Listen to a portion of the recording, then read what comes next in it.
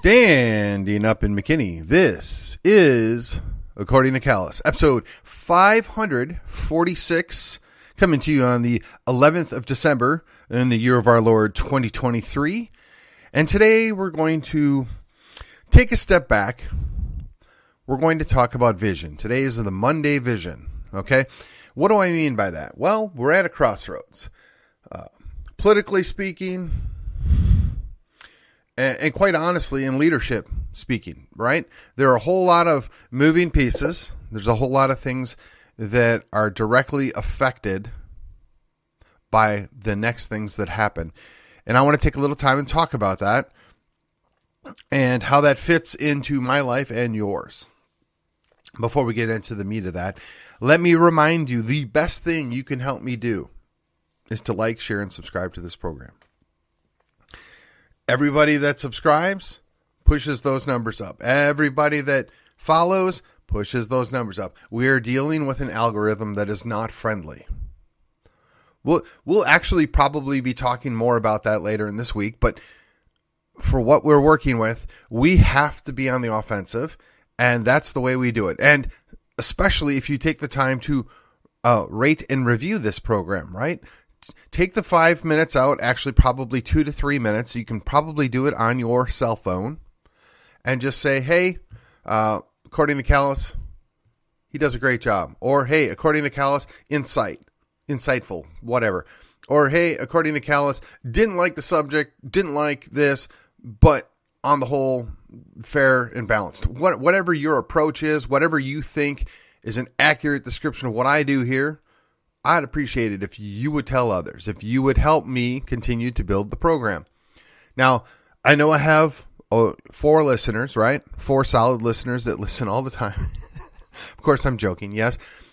But when I do what I do, I'm routinely getting a number that is very helpful and good and will continue to build it. But if I don't do that, if I don't do all that, in other words, it's not self-propagating yet. We don't have enough momentum that I can take my foot off the gas at all, which is okay, but you can only have so many irons in the fire at one time. So that's why I count on my 4 listeners out there. Everything that you guys do to help me makes a difference. So here we go on with the program. As you may or may not know, today is the last day to file to run for office in the November election of 2024. What do I mean by that? Well, it's the primary season, and if you don't file by today, you can't get on the ballot. If you're not on the ballot, you can't run in the primary. If you're not running in the primary, well, you cannot be in the general election. So we're at a crossroads, right? We have a lot of time and effort being put in to unseat the Republican incumbents across the state. Now, in fairness, some of them legitimately deserve it. Some of them, man, it's questionable. It's kind of like, I don't want to throw out the baby with the bathwater. Some of this is politics. Some of this is personal. Some of it's a combination thereof. So that's all going on. Yet we have several key races where we have got Democrats that shouldn't even be in that seat for multiple reasons that we didn't bother to recruit and field a worthy candidate. Now, I don't want to dismiss or disparage anybody that runs in any election ever, because it requires a certain amount of effort, a certain amount of gumption, investment of time, money, energy, all those things. So anybody that throws their hat in the ring should have your respect to a certain degree, right? I mean, there are people that I would call Don Quixote candidates. And in fairness, I was one. It's not that you necessarily expect to win, but you're doing the right thing. You're doing what you think is best in the circumstances. And sometimes that has consequences that are not positive, and sometimes it's neutral, and then sometimes lightning strikes and good things happen. So we don't know, so you don't want to dismiss, you don't want to disparage, right? So on the grand scheme of things, as we're stepping back, we're visualizing or casting a vision, if you will, for the next couple of years here. We have to determine, what does it take? What matters? What is the goals that you want to implement? What are the ideas that you want to see propagated, right? So for me personally, look, I'm a wheel in the machine, which is better than not being in the machine, but it also acknowledges that you're not the conductor. You're not the driver. You're part of the machine. You help to get things done. You matter because the machine doesn't work without you, but you're not in charge. And the first thing that I think everybody needs to understand is, rather than looking at it as a machine, we ought to take a more balanced way of looking at it and see it as a team. Now, I use the term machine, and I think a machine is appropriate, but for the average person, they take offense or they may be unhappy with that terminology. And I agree, it has its own baggage. But if you say a team, well, that then connotates that some people have more value than others. And in fairness, your kicker might be more valuable than somebody else, like the punt returner in football. And I'm guessing. So I know enough about football to get myself in trouble, and that's how I'm going to leave it. But there are other teams, right? So as you know, I don't beat people over the head with this, but I did serve in the military. I was in the Navy, so I never did anything that would be considered ground pounder kind of stuff, right?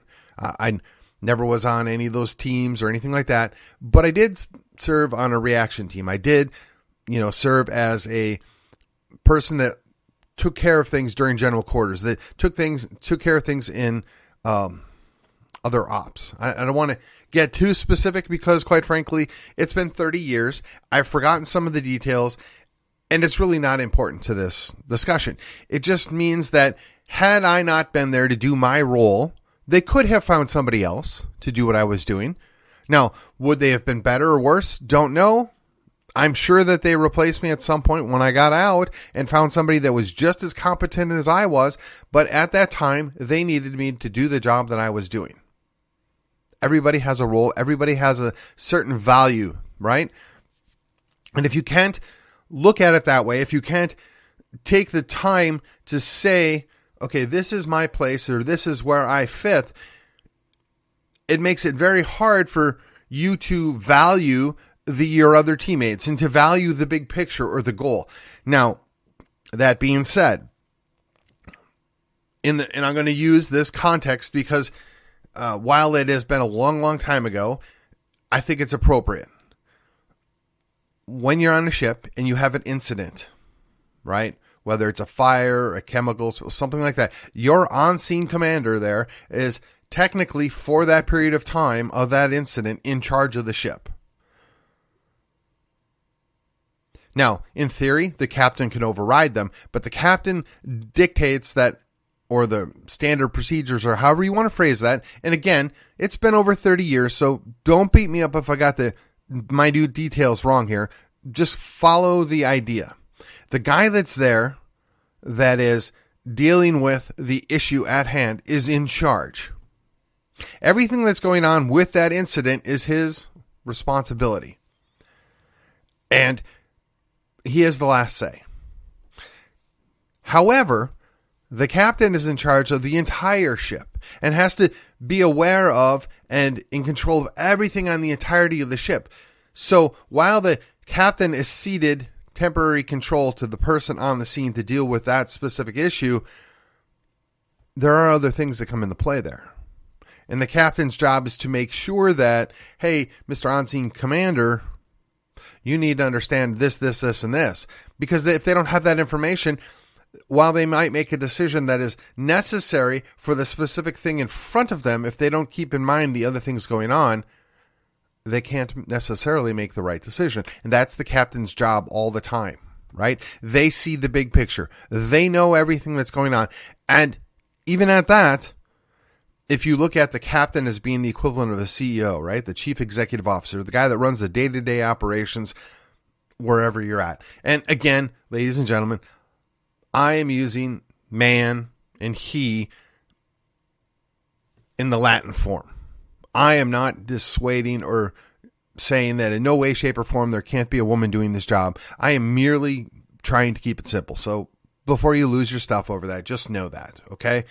So the person in charge, the guy that's running day-to-day operations, has to depend on his division or department heads to understand what's going on in each of those departments and divisions within their organization.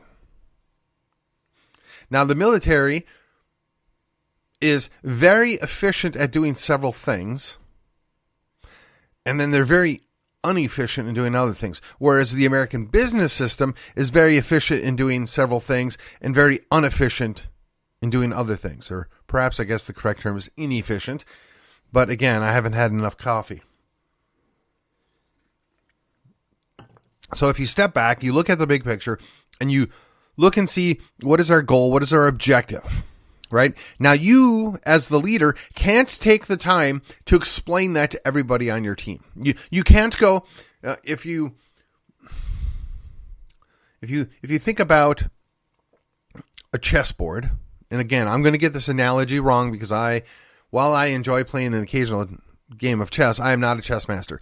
But I think everybody would agree, to a certain extent, pawns are pawns for a reason. They're necessary, they're valuable, but if you're going to give one up, it's far easier to give that up than your castle or your rook, if you prefer, or your bishop or your knight, right? And you don't want to give up the queen unless you're getting a really good trade for it, and you can't give up the king, right? There's certain things that you don't want to lose any of them. Ideally, you don't want to give anything up, but it's better to sacrifice your pawn to take the other guy's bishop in most cases than any other way. And that's the idea, where you have to be able to see 3, 4, 5 steps ahead. Now, chess masters apparently can game out the entire game in their head before they make their first move based upon the opening move of their opponent. Now, I don't know if it's entirely accurate, because I would imagine some of those guys can actually change tracks and do different things. So if you get somebody out there that, the Crazy Ivan from Hunt for Red October, right? And they go and do something a little crazy, they throw people off. They don't know what to expect. Now, does that work in the real world? Don't know. I can't swear to that. But if you're not willing to take a step back, so when you and I, as pieces of the machine or teammates, look at what's going on, we have to trust that the captain or the coach or the captain of the team know what the big picture is, know what they're trying to accomplish, and we have to trust and do our job to the best of our ability. Now, at a certain point, you may move up the ranks, or you may move into a different position or a different role where you need to know a little bit more of the big picture. You need to understand that, so that you can call the audible, so that you can adjust if something happens that was unplanned or uncalled for, so that you're part of the leadership team, right? Now, what does that mean to you? That means you know a little bit more about what's going on. You know a little bit more of what the actions are that are taking place, but you still have to both trust your leader as well as the people that are now your charges, that are you're giving directions to. And you have to make sure that they're doing, and you have to trust them to do the things that you need them to do, that we're on the same team. It goes back and forth. But you can't necessarily trust the entry-level guys, the lower-level team members, to grasp what the big picture is. But you need to be willing to give them enough of the big picture, or enough of the idea or the goal behind it, to, one, incentivize them to do well, two, give them an objective of which they're trying to get for, and three, educate them up so that later on they can do more and bring them along. So, for instance, and again, I'm going to use a scenario that may or may not be true, but if you're in the Army and you're looking to take an objective and you give a sergeant orders to do X, Y, or Z, and the sergeant sees an opening and he knows what the bigger goal is. He knows what the lieutenant or the captain is needing to have happen. And something happens to why either the lieutenant or captain's taken out, or there's an opening because something else happened with their opponent. He needs to be able to seize the objective and move forward and know with some level of certainty what the consequences are in the other aspects of that battle. Right? The idea where there's a feint, right? We're going to collapse this flank to draw people in so that we can encircle them. Well, you probably don't want to fall into that. So it's important to follow orders, but you have to also understand what the larger goal is. You have to also see the bigger picture. And not everybody involved can and will understand the bigger picture. And there often isn't time because the game is changing, if you will.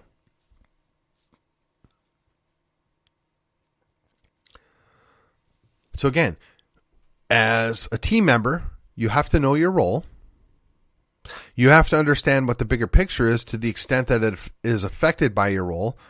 But you also have to trust that your leaders are doing what they're supposed to do to meet the largest objective. So now that I've gone through all of this, right, and I've explained what's going on, now let's give you the application, at least as I see it, right? Again, the show's called According to Callus for a reason. It's what I think, what I understand, and even though I try and stay as objective as possible, there are certain things that there really aren't two sides of the story. This is what we need to do. So in my home county of Collin County, Texas, we were referencing the idea that we spent a lot of time and energy finding candidates to run against our own incumbents. Now, whether you think they're all terrible and need to be replaced, or whether you think they're mediocre and this is a waste of time, or whether you think they're the greatest thing since sliced bread, and even though I'm upset about 1 or 2 votes, they've been doing a really great job. None of that matters if you can't remember that we have a Democrat that was elected to a seat that we should be able to win. And my question is, how did we miss that? We had 18 months to prepare. Minimum, mind you, 18 months to prepare to find the best candidate possible, if not more than one candidate, to run for a essentially open seat. Not really, because it's held by a Democrat, but on the Republican side, it's an open seat. There was not a shoo-in. The question is, why didn't we have a shoo-in? And 2, why did we let this person run against a second or a third tier candidate? And to be honest, I know there's somebody running. I don't know that person from Adam. Now, I might like that person. Haven't talked to him for more than about 30, 40 seconds. I may even agree with the vast majority of what that person thinks philosophically or politically. Again, don't know because that information's not out there. At this point, after you've been essentially campaigning for several months in the preparation to run in the primary, I ought to know more than your name.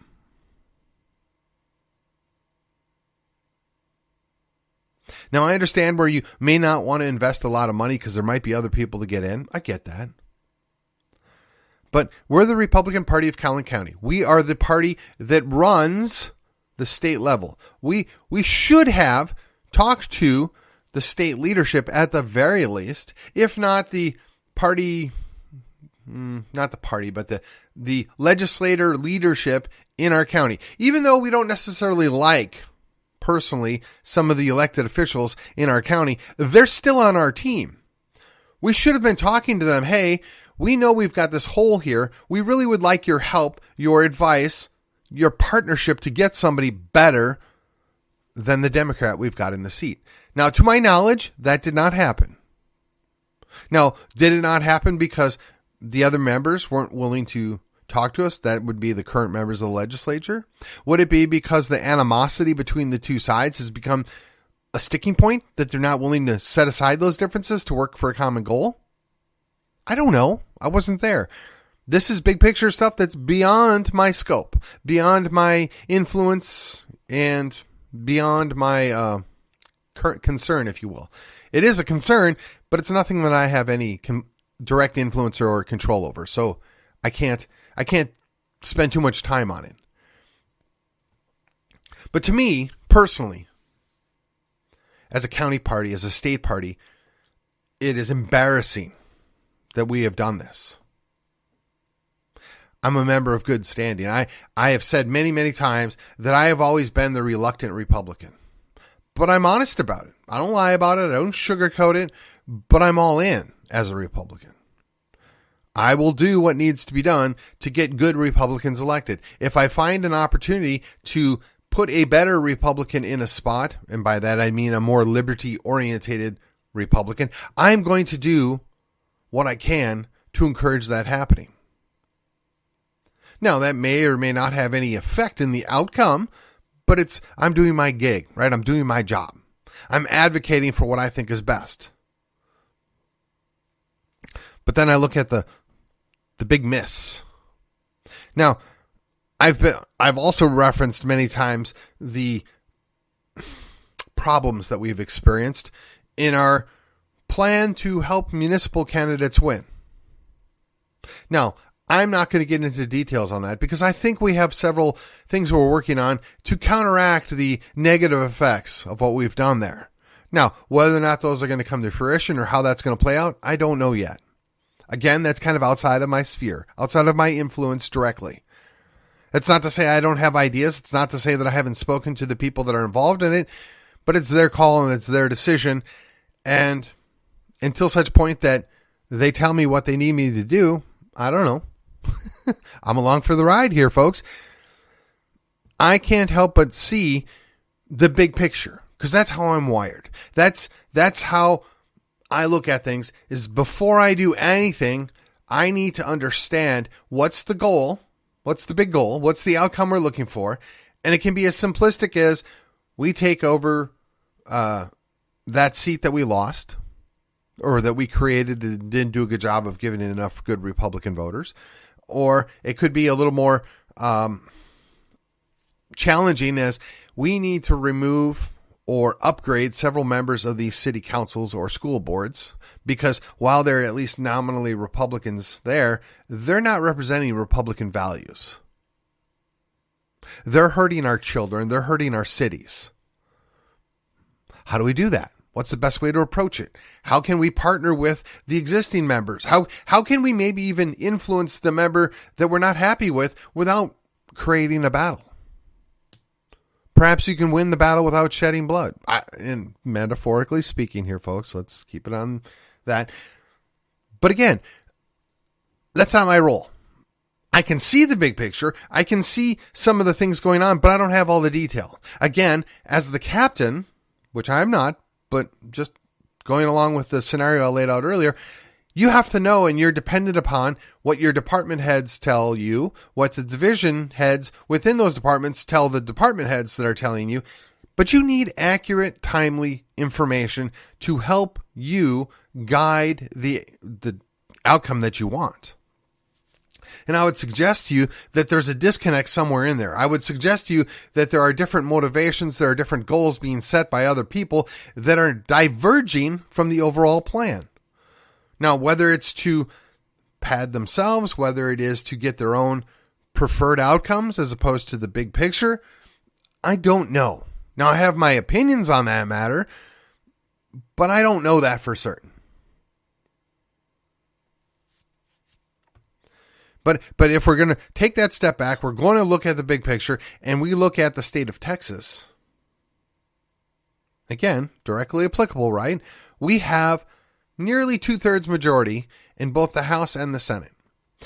Yet we cannot pass good conservative bills into law for various reasons.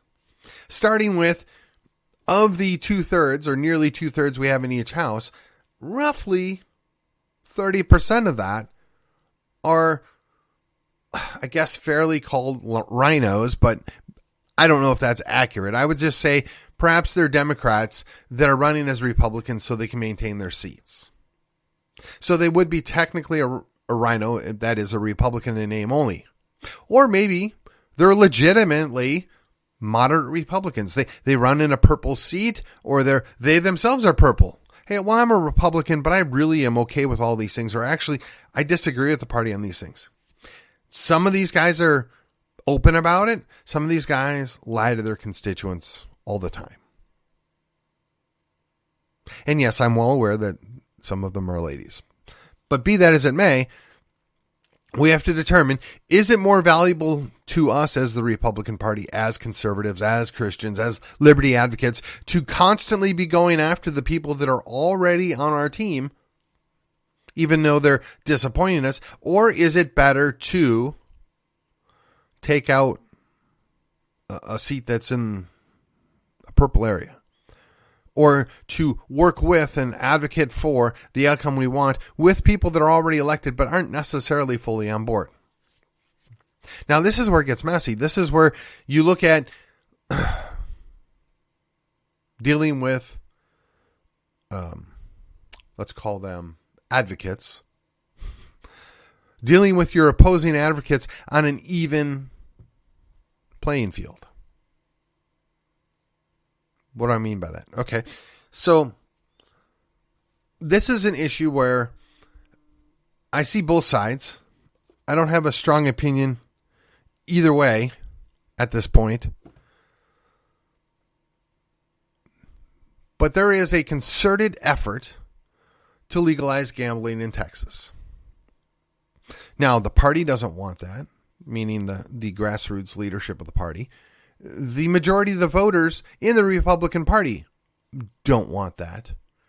The party leadership generally is, let's call it, basically neutral. A thin majority is probably opposed, but a lot of people are generally neutral. So it's the leadership, the elected leadership, that is pushing this agenda. Now, so they're going to use the argument that we want to expand liberty, we want to expand freedom. If people want to gamble, they ought to be able to gamble in Texas because we'll get more tax revenue. I mean, that's a valid argument if you then can ignore all the other externalities and the other negative consequences that follow legalized gambling. Now, again, I don't fall hard on either side of this issue. I think it's fair to put it to the voters. I do.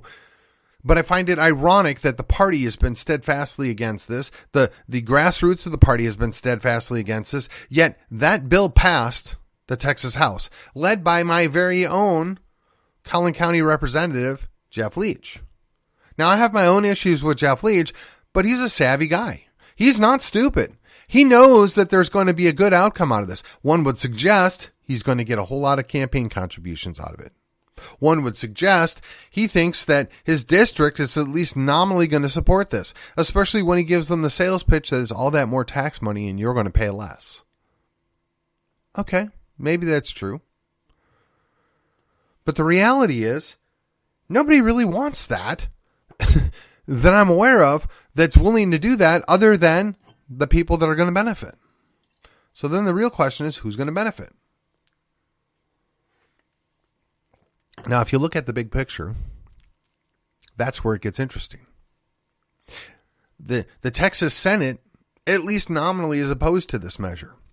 The governor, I'm going to say, is probably neutral because his finger's still in the air to determine which way the wind is blowing. But the Texas House apparently is all in on this. And when I say all in, a majority of the elected members want this. So the question would be is why? Why now and why? We can't get adequate education reform. We can't protect the darn border. Excuse me. We can't do any number of things. Hey, but we found time to go ahead and legalize gambling. At least in the Texas House. When you ask yourself, how does that happen? You have to step back and look at the bigger picture. And when you're looking at the big picture, you have to be willing to see who benefits. Now, I'm not going to suggest that everybody that's looking at the big picture is going to see everything in that big picture. Kind of reminds me of the puzzles. Where's Waldo, right? There might be only one Waldo in that entirety of that picture, but there's a whole lot of stuff going on. A lot of distractions, a lot of things that draw your attention. And so when you look at that big picture, you may not be able to see Waldo, but as soon as somebody shows you that, or tells you where to look, or gives you an idea, then it's like, okay, now I see it, and now I see how it fits in the bigger picture, and now I see the grand scheme of things.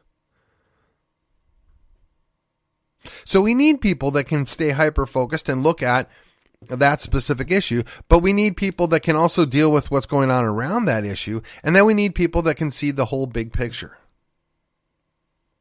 There are very few people that can see the entirety of the big picture and then zoom into that small detail, figure out what's going on in that small detail, how to best approach it or deal with it, and then zoom back out to look at the larger consequences around them. Very few people can do all of that on their own. Some can go partway down or partway up. They're dependent on other people to be their intermediaries. Boy, I think I butchered that word. They're dependent on other people closer to the ground and in the middle to help them understand what's going on. And I use that as an example because I think everybody's seen the Where Waldo puzzle, right? It makes sense to you, right? There's a whole lot of stuff going on, a whole lot of distractions. And if you can't look past all those distractions, if you can't look past everything else that's going on, you'll never find Waldo. Now, there are some techniques. I suppose there's some people that are just wired that they can do that instinctually. And that's great. And those are the people we need on the team. And those are the people we need to be willing to listen to in the context of political outcomes.